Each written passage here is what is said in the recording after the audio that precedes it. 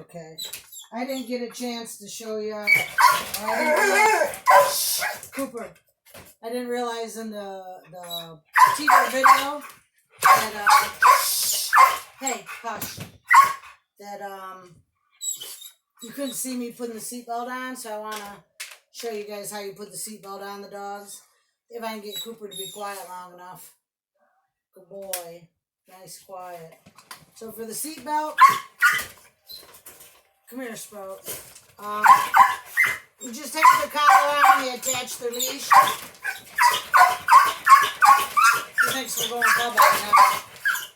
Good boy. Sit. Cooper, quiet. Good boy. Sit. Sit. Good boy. And you take the leash right here and you put it underneath of them. And you grab it and you bring it around. And you stand them up. You make sure it doesn't hurt your private parts. Turn it into a handle, and that's how you make the seatbelt. Use the seatbelt. Use the seat. Cooper, stop. Quiet. Quiet. Thank you.